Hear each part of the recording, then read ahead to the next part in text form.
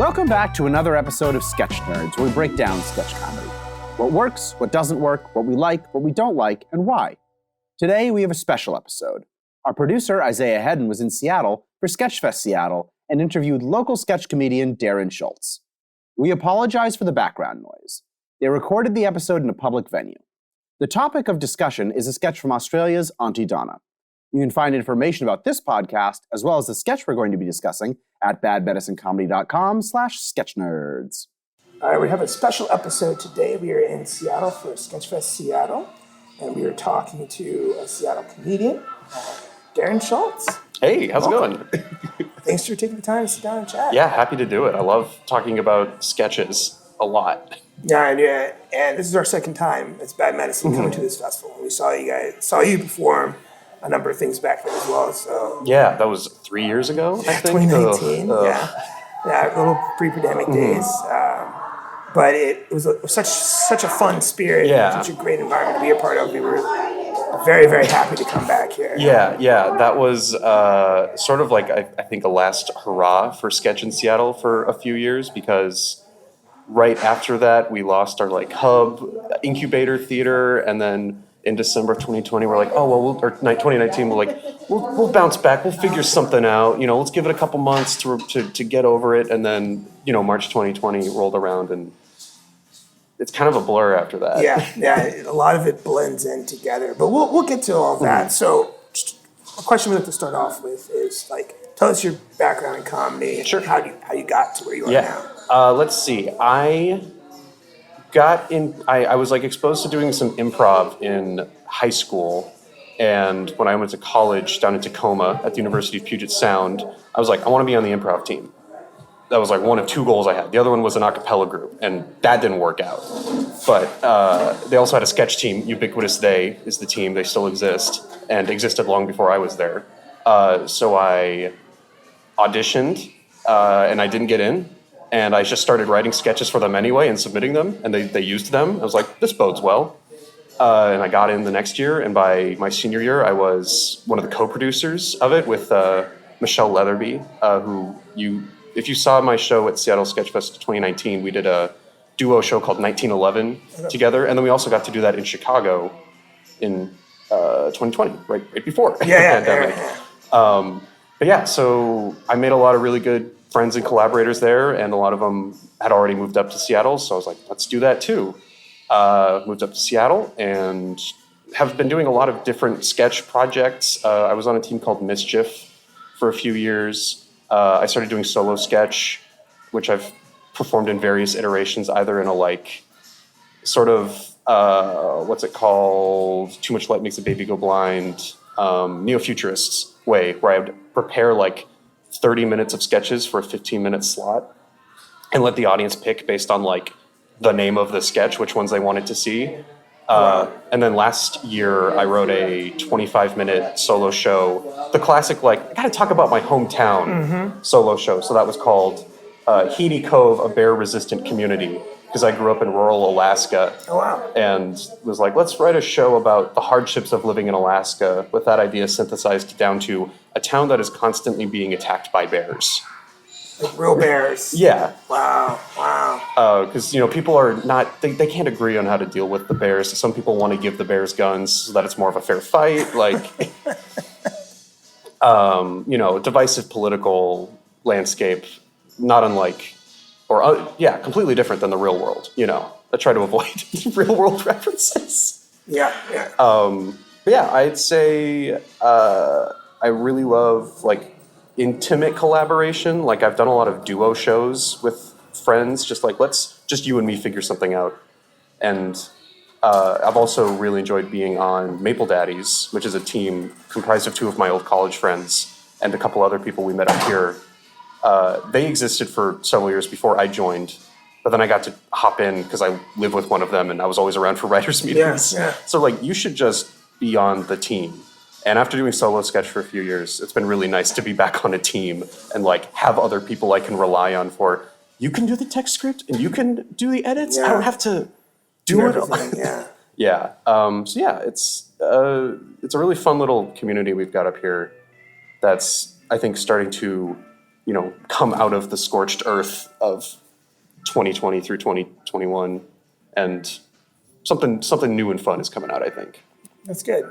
Now, one of the things that impressed me about Seattle the first time I came up here was how many solo sketch people were doing comedy, and it was all very good. And then it was explained to me that because of the way the city's built and the lakes, and if you're on this side of town, it's really hard to get to the other side of town. Yeah. So there's a lot of solo sketch now. You've done a lot of solo sketch. Yeah. Do you prefer that to the groups, to the duos? Is there a benefit to each one? I think it's like, they're like different flavors of the same ice cream. That doesn't make any sense. They're Chocolate, vanilla, strawberry. Yeah, like it's all good, I think. I mean, solo sketch, like, I think it slots in well with group sketch. Like, I think they both kind of, if you're watching a set that features both, like, that's a good set because the energies are super different, but the material is still good. It's one great thing to watch three people who are really in sync do a really like fast-paced, like really funny sketch. And then it's also good to just have one person who knows too many words, like just spouting them off. Like they're both impressive and fun to watch. I think, I don't even really know if I prefer one. It's like solo sketch is so much more work for the individual, but also like, you get that rewarding thing of like, I did this.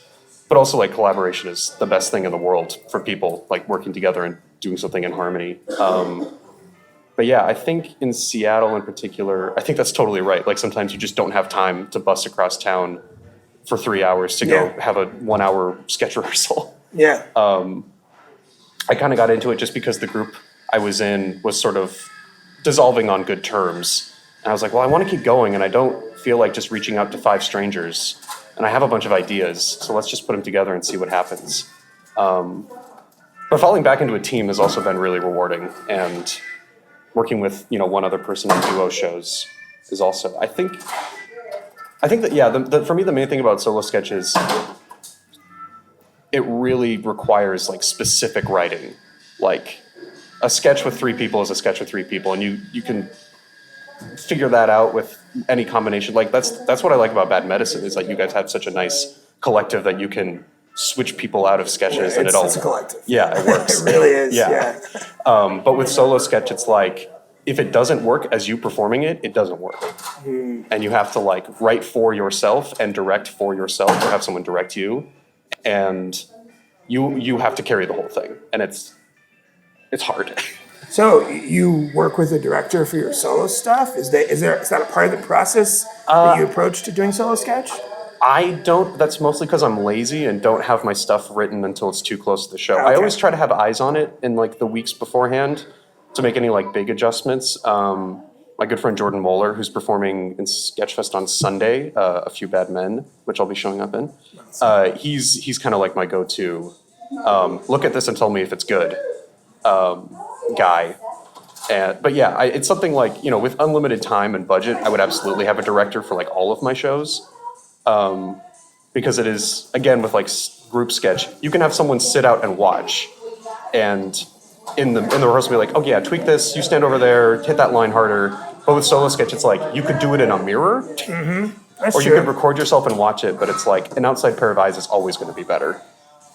Yeah, I would assume, I've never done solo sketch myself. I've written a lot of monologues that I've had to perform in Bad Medicine. I'm doing a monologue tonight on the show. That's that's 90% of it is writing monologues. Yeah. So, but the idea that I would finish a monologue and then do another monologue and then do another monologue, that to me, like, scares me enough that I'm, like, impressed when other people are, like, can hold the audience. Yeah, I really fight to try to not make my shows that. Like, I'll try to do, like, pre-recorded audio that I can just, have, like, a one-sided conversation with, or, like, a more physical, like, clowny piece. Yeah. Like, that's also part of it is, like, again, out of laziness, like, man, it'd be great to have a sketch I didn't have to learn lines for, since the rest of the show is monologues. That's a good cheat. I think that works very well. I believe you did a Milkman sketch. Yeah. That we've talked about in Bad Medicine. Tell us about that sketch and how it came to be. That sketch is called Fancy Dairy, and it came about through, let's call it high improv, where I was just hanging out with my friends while it's Washington. We have a lot of cannabis up here. Okay. And I think at some point we were just goofing around and I went into the fridge to like get something and I saw a jug of milk and I just grabbed it and started doing this little very silly dance with it, just roughly like, and it became a bit where I did it a few times and then my roommate put on, it was like a weird knowledge of like old movies, the theme from The Third Man, which is an Orson Welles movie. Okay. And it goes like da-da-da-da-da-da-da. And that just kind of became like that happened once, and I was like, I need to remember this. So when I was putting together material for my first solo sketch show, the like choose your own neo-futurist style one, I was like, I guess I can just come out and dance around with a bottle of milk and then chug it. And it works. And it really yeah, does. It's very entertaining. It was a lot of things where it's like I stumbled into something that works, and then someone told me later, like, wow, that's a really great clown piece. I'm like, oh yeah, I guess it is. I didn't really think about it as like a clowning bit. I just thought of it as like, yeah, just do a silly dance and chug a bottle of milk. And I think the show that we saw, you chugged a number of things. I think you had a roommate bring whatever he wanted to bring, and you were going to put it in the blender and then drink it. That was like an all-time sketch moment for me. Was as a fundraiser for SketchFest Seattle that year, performers would auction off like aspects of their sketches, or you could like someone would like, oh, hey, just tell me like what you want and I'll just write a sketch about this thing and you can have a couple lines in it if you want. So like the Maple Daddies have a song called Sweet Baby Darrin, where they sing a weird theme is they sing about milking me. Okay. And you paid for that? Well, no, that song pre-existed, but they auctioned off. They're like, if you buy this, we will rewrite the song to be about you, and you can be the sweet baby. But for me, I was like, I will do my milkman sketch, and the part of the dumb bit with that is the sketch is literally called like dairy on the board, and I have a bag with a question mark on it, and eventually I reach in and pull out the bottle of milk, and I was like, you can put whatever you want in the bag as long as it's not soap or poison. Okay. It has to be edible. Has to be edible. And not make you sick. Yeah. It's like, it has to be something I can consume and it can't hurt me. And, small community, my roommate bought it. And when the night came, we like even rode to SketchFest in different cars so that I wouldn't see the detour he was taking to get it. And he hands me a paper bag backstage and I'm like, okay, I start doing it. I open it up. It's a Dick's cheeseburger. I'm like, oh, that's not that bad. Like I can eat a cheeseburger. And then I look over and he's running on stage with a blender and another bag with a milkshake and fries in it. And it all goes in to the blender. Yep. And I tried to drink it and it was too thick. Oh. But I think that was like we'd already lived together for a few years at that point, and now we've lived together for a few more years, plus quarantining together. Yeah. And I think that was an early example of how just gross our group mind is, because without having rehearsed any of that, he and I were like perfectly in sync. He's the one who gave me the song to use, so he knew all the little beats that I like to hit in it with like specific gestures or motions. It was like I was saying, like that's harmony in comedy. Yeah. Like neither of us preparing to do this bit, but it just going so well because we just knew each other's rhythms, and it mostly just tasted like mustard. Well, yeah, that's you wouldn't think that, but yeah, I can see that being a real big issue there. When I tell people that I chugged a milkshake, they're like, "How?" And I'm like, "Well," or chugged a cheeseburger, and they're like, "How?" And I'm like, "Well, it was blended with a milkshake." I'm like, what did it taste like? Mustard. And kind of pickles. Those were like the dominant flavors. Yeah. It's kind of like when you try to make a smoothie that doesn't have too much banana flavor in it, but like just a little bit of banana. It's a really hard balance. So I'm sure mustard works the exact same way. Yeah, it overpowers. Just takes over. Yeah, that cuts through vanilla like a knife. Now, for a newbie coming out who's trying to get involved in the sketch scene, or just do more, do you have any advice for them? I would say like just if you know sketches you like or like groups you like, just try to write something that you think not necessarily like copies them, but I think it's like if you have a style you're attracted to, like figure that out, not figure it out, but like decide what you like about it and then try to write something that maybe emulates that, because I think if you're not excited about the material, like that's a red flag. And I think like what the nice thing about sketch performers especially is like, I think we're always kind of craving new stuff and more stuff. Like, so Noble Rot, the set I'm doing tomorrow, I've known Kasha, my sketch partner for that, for a few years. But at the beginning of this year, she was like, hey, I wrote a bunch of sketches and I don't know what to do with them. Do you want to read them? And I was like, yeah, of course. Like let's start meeting weekly and we'll just like talk about them and do some editing, not with any plans to like do a show. But yeah, I think it's just like, if there's any kind of community around, just like reach out, you know, talk to people. You can always like work. I mean, I'm always happy to like workshop sketches with people just because I love that process, especially like editing. Yeah, I think just like the sketch communities in general, I think are very like, we need more people. We need more material. Yeah. Like if you got any good ideas, if you have no good ideas, but you just want to do it, like, come on. It's a workshopping process we build together, and everybody's hoping to produce funny stuff. And so like we're all working toward the same goal, and that's good. And I like the idea where you're just pairing up with people and trying, hey, let's just try it.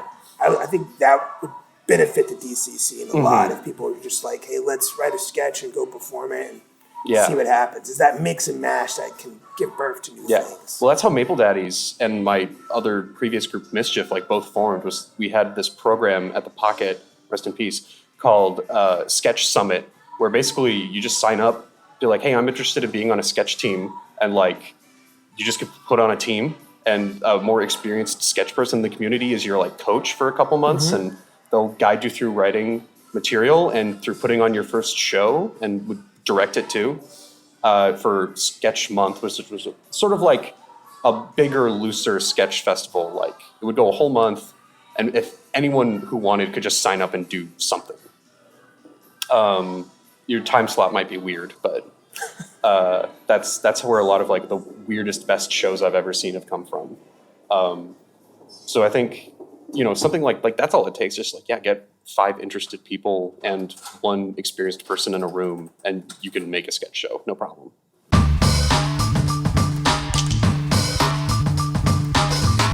Sketch Nerds is about nerding out about comedy we love. Oh, so the sketch you brought today is from Aunty Donna. I saw it before you sent it to me.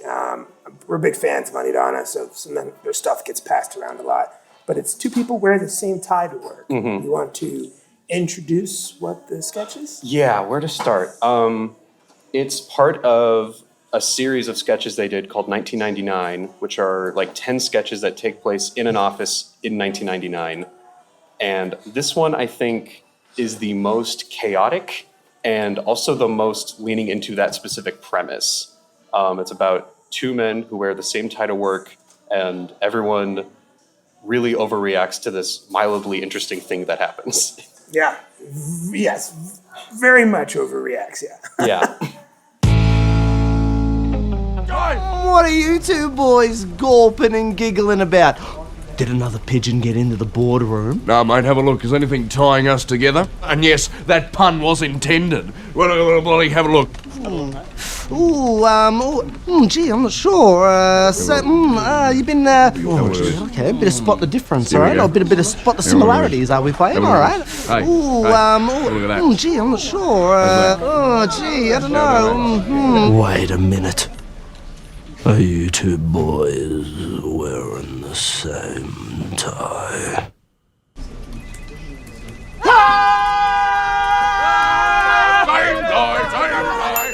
I would not say it's their best sketch because they have so many amazing ones.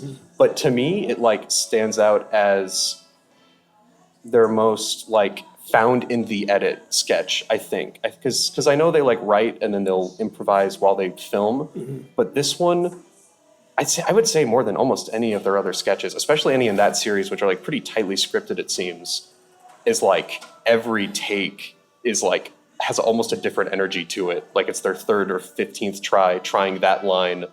And it just like, there's so much going on in the background too. I mean, I don't even know where like to start with this one other than I've probably watched it 70 or 80 times. Awesome, yeah.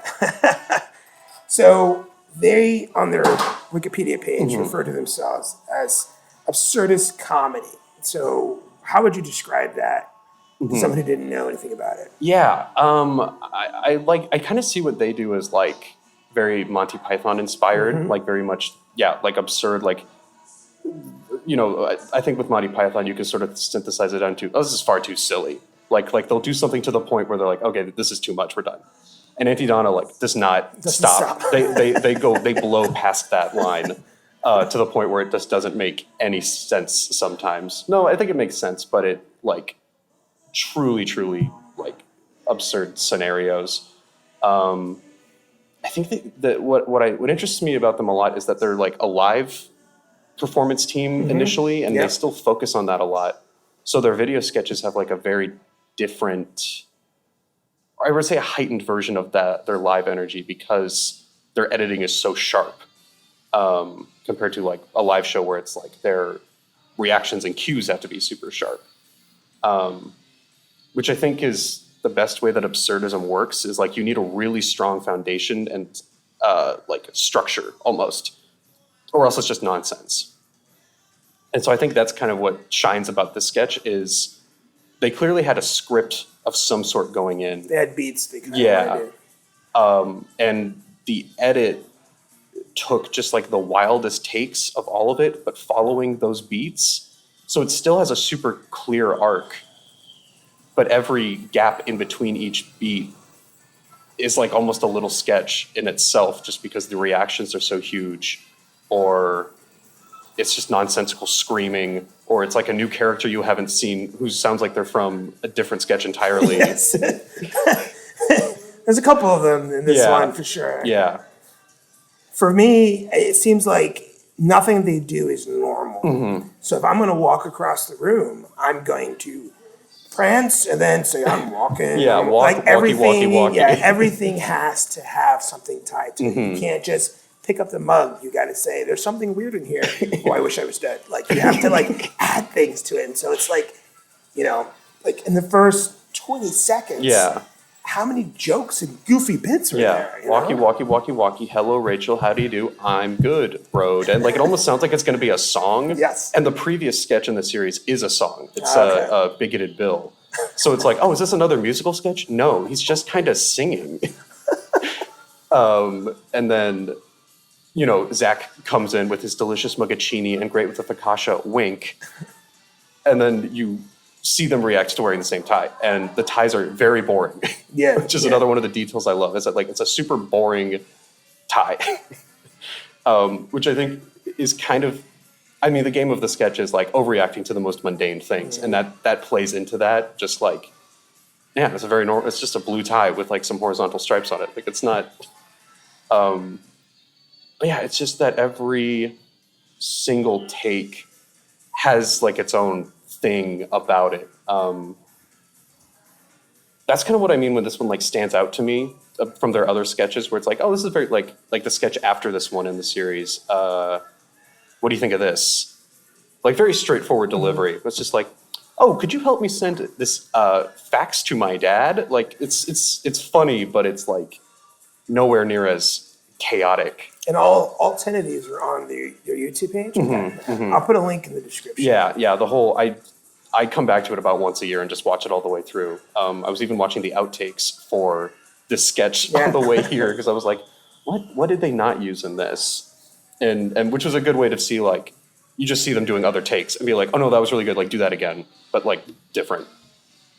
I felt it sounds like kind of like how Will Ferrell makes his movies the same way, where it's like, all right, I'm going to say this line 10 times. We're going to just let the camera run and see what evolves. Yeah, it very much like the early Adam McKay style, like Anchorman or Talladega Nights. I'm curious, because I've listened to a few episodes, and I've heard that there's sort of a Tim and Eric division in Bad Medicine, and I'm kind of curious what you like about this one compared to, say, like a similar Tim and Eric sketch with a lot of like hard cuts and weird edits and stuff like that, because I feel like this takes a lot of inspiration from that style without copying it in a lot of ways. True. I think Tim and Eric tries to be not funny. Like that's their goal. We're going to tell a joke, and we're going to tell it in such a weird way that it's almost anti-humor. And then folks that love it. And everybody else is like, when am I supposed to laugh? Where's the joke? And so you kind of hit that wall. Where with Aunty Donna, they're being too silly. Yeah. It's always silly. Nothing is serious. Come laugh with us, you know? And so like, it's supposed to be funny. Yeah. And so it's like a safer space where Tim and Eric sometimes shows you things you don't want to see. Yeah.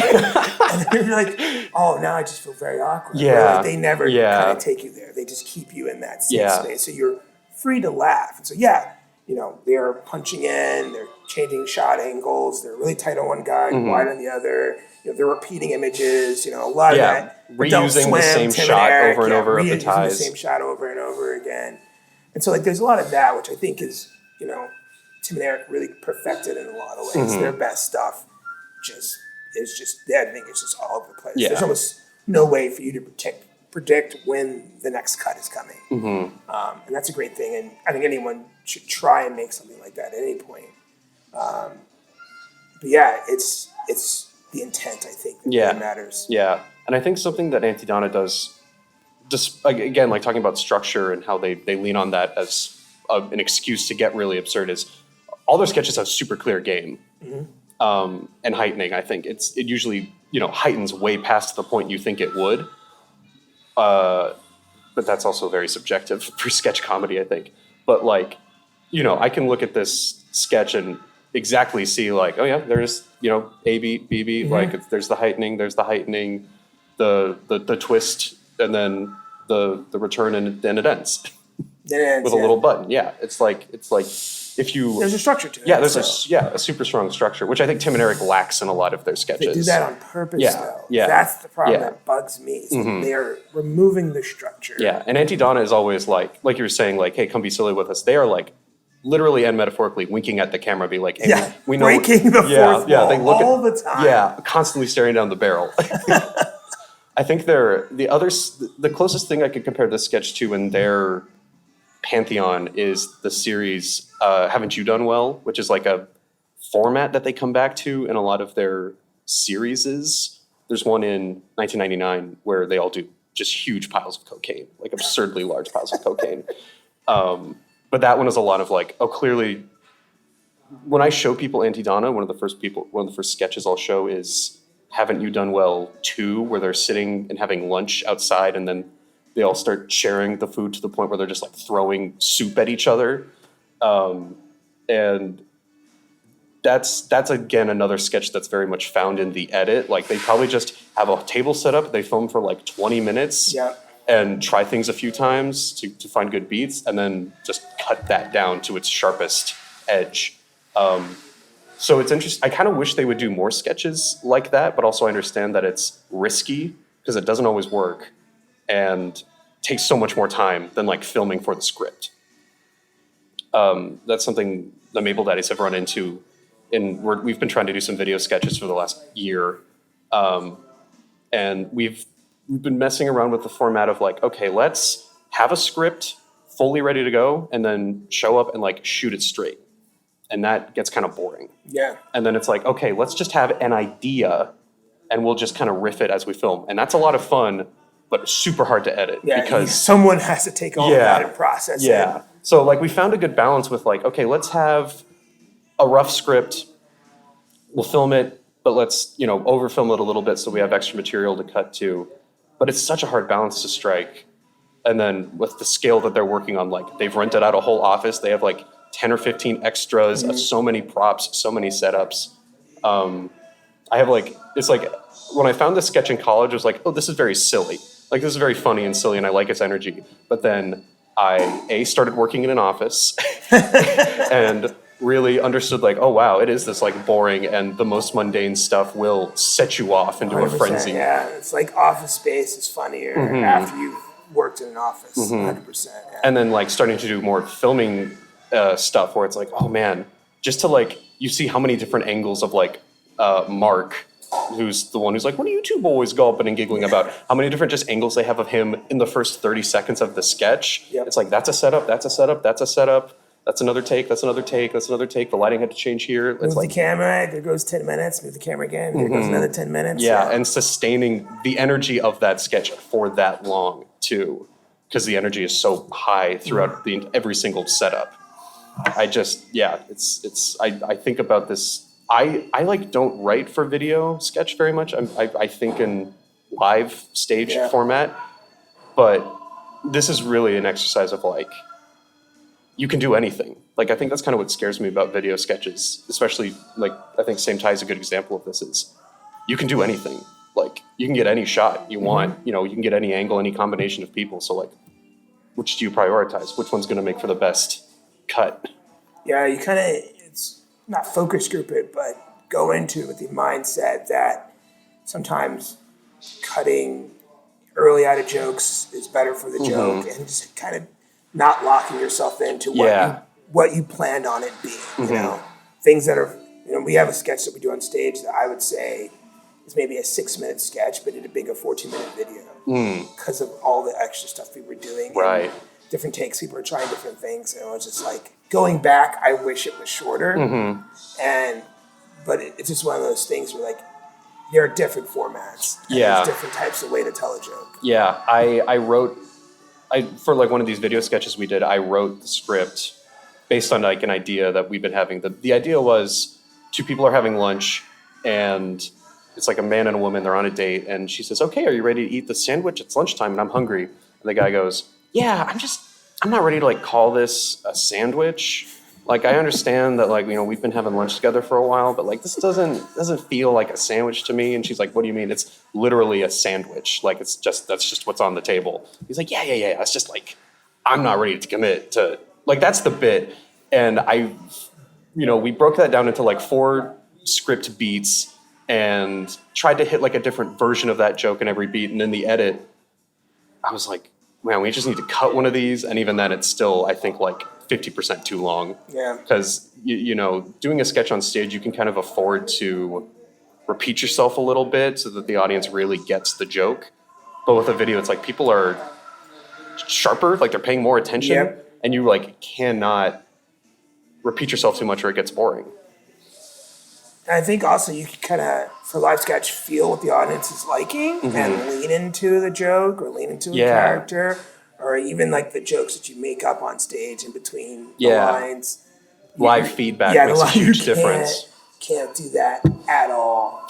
And I definitely would say if you're not cutting jokes from your video that you love, you're probably not doing it right. Yeah. Unfortunately, a lot ends up on the cutting floor. Yeah. I got to do the 48-hour film festival this year, which was a lot of fun, with a lot of local sketch people, like pretty much the whole team. I think basically everyone involved is either in SketchFest this year or like has been in it before. But yeah, you know, with 48 hours to edit, and it's like, it's got to be a certain length. We were just like, oh, okay, cut that joke. It just needs to be tighter. Like, it's, you know, it's one thing to like labor over an edit for like a week and be like, oh, do we do this one or this one? But when you are under the knife, like, it hurts so much more to just be like, oh, okay, go. Just don't think about it. Just cut it. It's like drowning your puppies, basically. Yeah. So one of the great things about Aunty Donna, just bring us back. Their voices. They do a lot with voice. Now, how I don't know if you use voice or play around with voice in your comedy. Like, what's the benefit in that? Like, what does that do to your piece? I think character voice is a really. I come from like a bit of a theater background, and like dialect is super helpful for like embodying a character, I feel like, because in sketch it's like the character is pretty much all of it, especially solo sketch. Because if the character that you've put on stage isn't interesting, like, then the writing better be really good. So yeah, especially with Aunty Donna, quick tangent. I got to see them live. Oh man, it's amazing. A few years ago. Yeah, it was the best live show I've ever been to. So jealous. And I, in my excitement and terror of getting to meet them after the show very briefly, I was like, Broden, I do a really good Broden impression, which I, in retrospect, is like the worst thing to say to anyone ever. Yeah. And I was just like, walkie, walkie, walkie, walkie. Hello, Rachel. How do you do? And he's like, oh wow, that's the greatest thing I've ever heard. I was like, this is so kind of you to say, and I will never live this down. But I think there's something to that. It's like that's not his natural speaking voice. Is sort of, you know, it's low, but like he really leans into gruffness and all the time, low. and it works. Yeah, I do wonder if how much that reads as like very funny to us compared to Australians, because I think there's an aspect of all of their comedy where it's like they just always sound a little funny. Yeah, because like some of their earlier stuff, they keep reusing this phrase, "Oh yeah, cool man." And it's like, I say that all the time, but in an Australian accent because I think it's funnier than saying, "Oh yeah, cool man."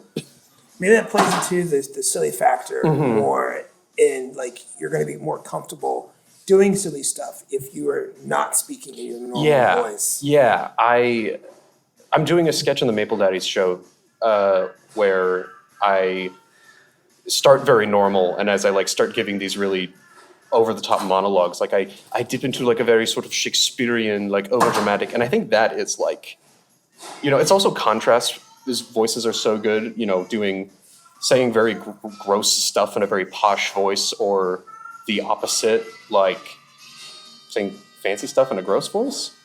Yeah, sure, why not? That's funny. You know, unexpected, the things you wouldn't expect one voice to say, that's always like an easy joke.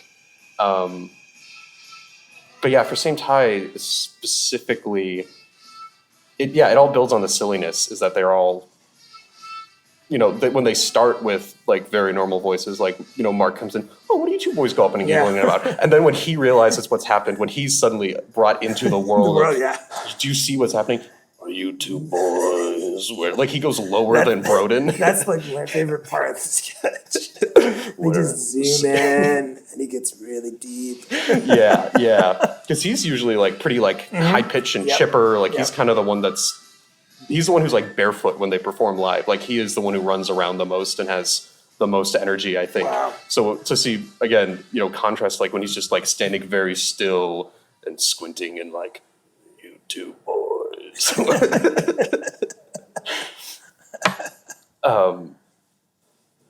And they have a couple of other characters. In the sketch that seem like they're from, like you said, a different sketch, and they have voices. You know, it's almost like the Tiny Tim.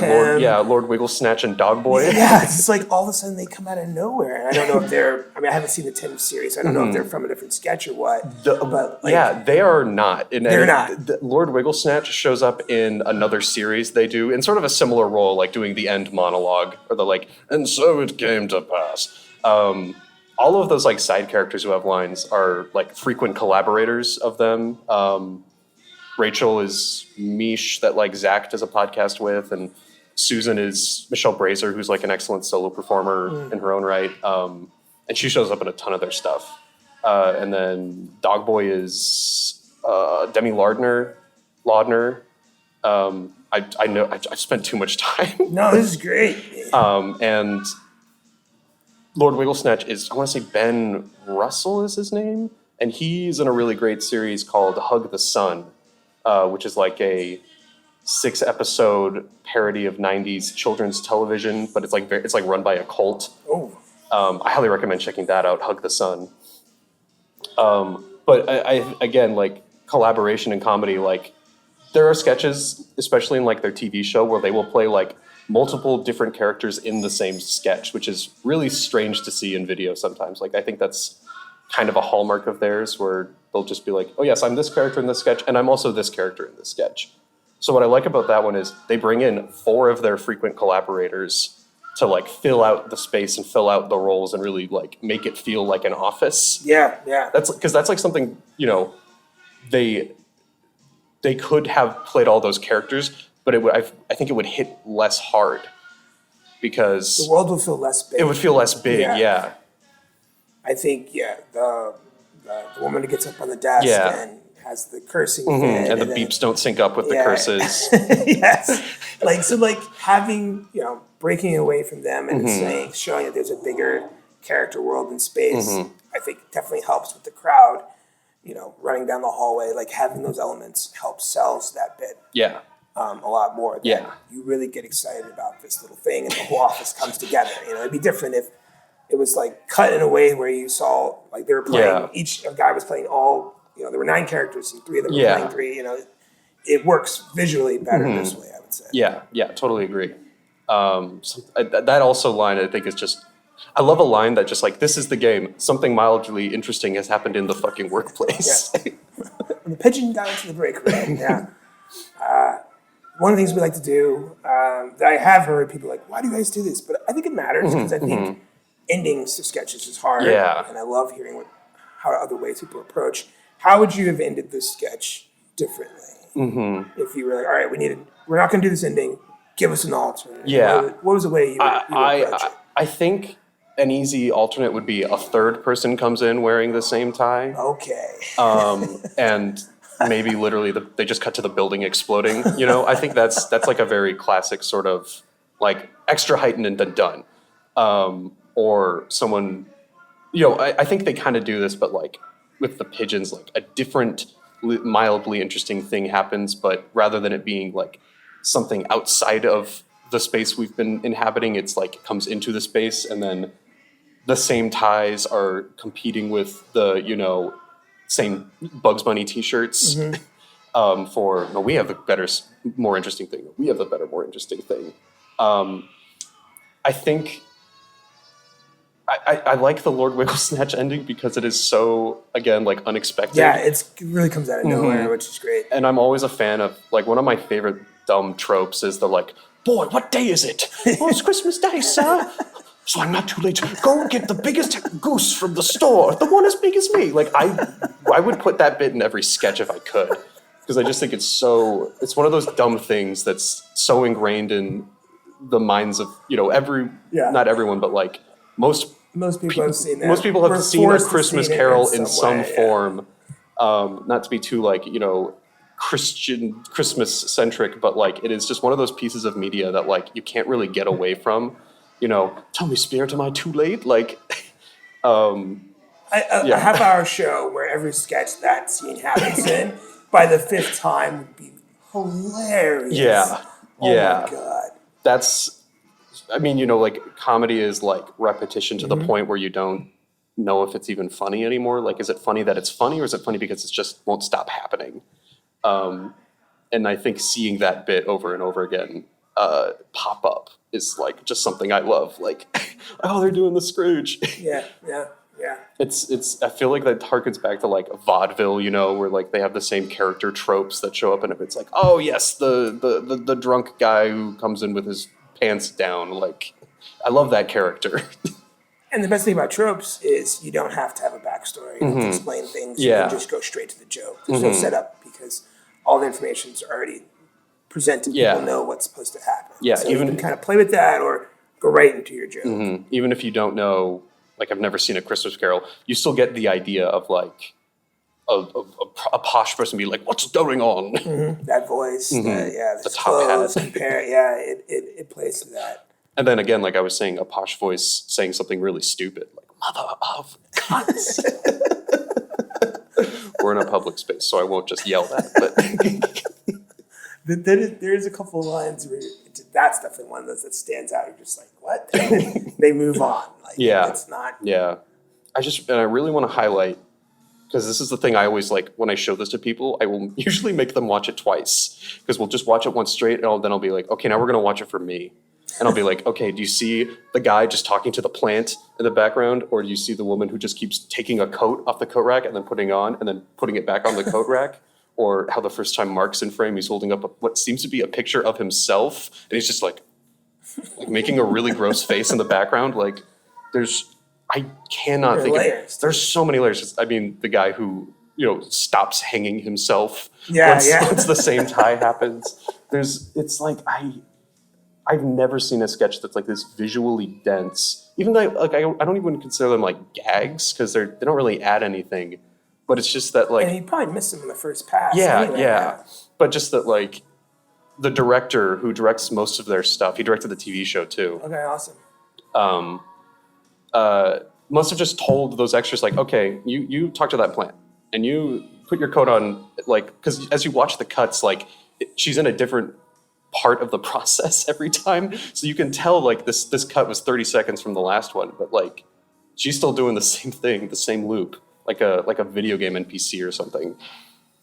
I think, especially if you're more familiar with doing live stuff and you're going to do video, there is so much room for those visual gags and jokes that taking the time to put stuff in there that someone may not see until the fifth time, you should totally take advantage of that. Yeah. That's why, that is why I, like, picked this sketch, is because to me it just really stands out as, like, they put way more work into this one than almost any of their other sketches. And on for, like, that area, because, you know, they have their big musical numbers, like, with clearly a lot more choreography. They're big on music. Yeah, they're big. That's very big on music. I've listened to their podcast a lot, which is mostly, you know, improvised nonsense. But every once in a while, they'll, like, have a serious conversation about what they do. And something I think is, I could never commit to this, but they say, when we have a sketch idea and it's not working, we try it as a song. And, like, that's such a big, like, leap. I feel like it's harder. Exactly, it's gotta right? be harder. But they are, like, so musical, and I mean, getting to see them live, it is like they are dancing in almost every single sketch in some way. And you know, even the beginning of this one with the Brodens, like, rhythm with walkie walkie walkie, and then Rachel continues the rhythm. I'm good, bro. Like you know, editing is, you kind of have to hit a rhythm almost like music with it. I think that is one thing Tim and Eric do super well with their editing, is, like, hit these very specific, to the point where it's, like, you know, just da da da da da da da, like, and that's how they end a lot of their sketches, just, like, to the point where it's abrasive and hurts your head to listen to. But the, like, treating a single, like, bit or reaction as, like, a musical sting and, like, hitting it 3 times and then moving on to the next one, that's something they do a lot too, is adding a inherent musicality, which, you know, rhythm and momentum is so important in comedy for keeping energy up and keeping engagement up. And that is, I'm losing it. But I think that's something they really excel in throughout all of their sketches in video and live show too. Like, I think that's sort of the through line, is musicality for energy and rhythm go hand in hand so well. And even if it makes turning a concept from a live sketch or a straightforward sketch to a musical sketch, way more work. That's how Bigoted Bill, I remember them saying that specifically, like, this started as a sketch. It was just, like, wasn't working, so they made was not working, so they made it a song, and it's like, I'm definitely going to pitch that and see how the group likes it. That's a great concept. It's a different part of your brain almost approaching an issue and trying to solve it by making it music based. I'm so, like, I listen to, like, a decent amount of comedy music, which is a sly way of saying I love Weird Al very much. But also I listen to, like, Don't Stop or We'll Die or Sloppy Boys. And, like, musical comedy or, like, funny songs have a lot in common with sketches. They do. Because usually they, like, need to hit a beat, they need to heighten, they need to establish a baseline, literally and in the writing. But with music, it's, you know, all the extra work of, like, I don't know, with, like, I've heard people, like, musical comedians say, you know, once you start a sketch, if it's not working, you can't really bail on it like you can with an improv scene or a stand-up bit. Yep. And that's the same thing with songs. It's like, once you start playing a song, you got to play the whole song. Yeah. No, very true. And I will say some of my favorite acts I've seen perform have, like, an incredible musical number somewhere in the show or bouncing back and forth between the two. And it definitely, in my mind, funny songs, sketch comedy, same bucket, basically. It's a character. Yeah. You know? Yeah. My personal creed with musical sketches is it has to be catchy. And that's something the Maple Daddies, because we have the song, the Sweet Baby Darrin song, every show after, it's usually the closer, and after every show, people are like, it's stuck in my head. And I'm like, good. That means it worked. And I think we have a new song in our show for this festival. It's really long. It's really rambly. But I do think we got the catchy bit in it, because after the show, we were like, man, I don't know if it's, people don't laugh at songs the same way they laugh at sketches unless like you have a really good beat. People are like, I need to keep listening. I need to keep hearing the lyrics. So they won't let themselves just like laugh. But after the show, I heard someone tell me like there were people singing Tall Nick in the women's restroom. The song's called Tall Nick. So I was like, we got it. You got it. We got it. It works. That works. That's all I needed to know. 100% works.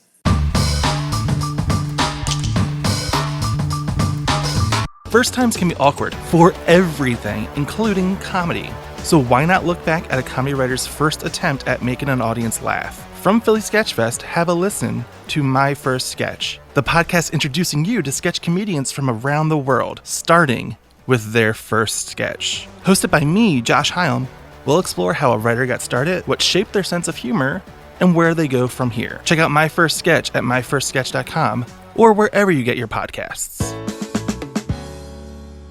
To close out our episode, we like to rate the sketch we talk about, and you can pull any kind of rating system. Okay. The points don't matter. Just like whose line is it anyway? So how would you rate this sketch? I would give it. How many shots are on a disposable camera normally? Like 20? I want to say 24. 24. I would give it 22 out of 24 shots on a Kodak disposable camera. Very nice. Very nice. Like, I think there's a couple pictures left that you might want to save for a special occasion, but that's pretty much a whole reel of film. Yeah. I would say this sketch is one of those where you have to watch it twice. So I think you would use the roll, and then you would rewind it, and then you would shoot over the roll, double expose all the frames so that there's just that much information packed in. It's definitely, you can't watch the sketch once. You gotta watch it at least twice, 3-4 times. It's, I'm sure you've experienced this, like trying to show people, here's a sketch team I love, let me show you a few of their sketches. And you have to like, what's the good intro? What's the good, like, this one's the banger. And then like, what's the good weird one that I love? Same tie is like maybe the third one. It's the weird one that I love because I need people to get like, here's their energy, here's their like silliness, and now here's the one where those things are at the maximum. And it's, because you do kind of have to watch it twice, which is an annoying thing to say about a 3-minute piece of material. I like sending people the everything's a drum. It's like, if this isn't funny to you, nothing else I show you will be funny to you. Yeah. That's a pretty good one. Well, Darrin, thank you so much for coming on the show. Really appreciate it. And good luck with all the rest of your performances this weekend. Where can our listeners find you online? I am at Darrin Schultz on Instagram, which is not the best username, but it's the one I have. DarnScultz. I'm also in the group Maple Daddies. They're just at Maple Daddies on Instagram, and we have a YouTube page with a bunch of sketches that are good and worth watching. And I'm also in a podcast that just started coming out called System Switch.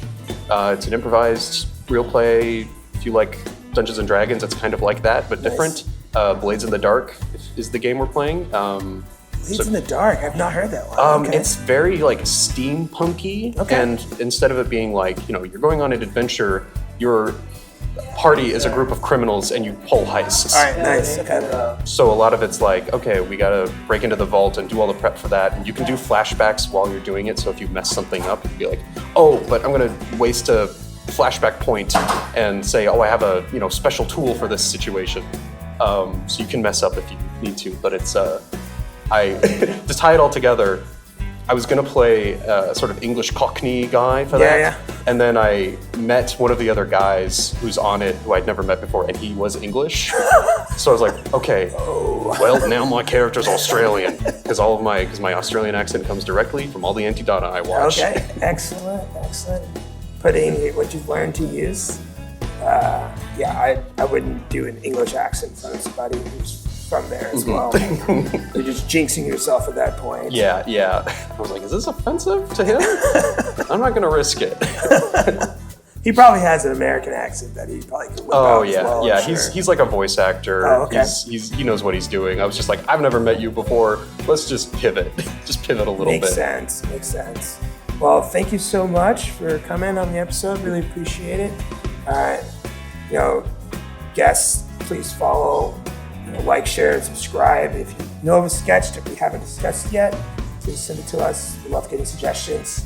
You can find out more about Sketch Nerds and Bad Medicine at badmedicinecomedy.com/sketchnerds, where you can also find links to the sketches that we talked about today. I'm going to put a bunch of stuff in there. You can find this podcast and previous episodes wherever you get your podcasts. For myself, Isaiah, and for Darrin, Hello. thank you for listening to Sketch Nerds. This episode was produced by Isaiah Hedden and recorded in Washington, D.C. The closing music tracks were provided by SoundtrackForEverything.com. All clips in this podcast were used in compliance with the U.S. Copyrights Act Fair Use Exemption for criticism and commentary. The Sketch Nerds podcast is brought to you by the sketch comedy group Bad Medicine, DC's best sketch comedy about the worst of humanity. For showtimes, videos, and funny t-shirts, please visit badmedicinecomedy.com.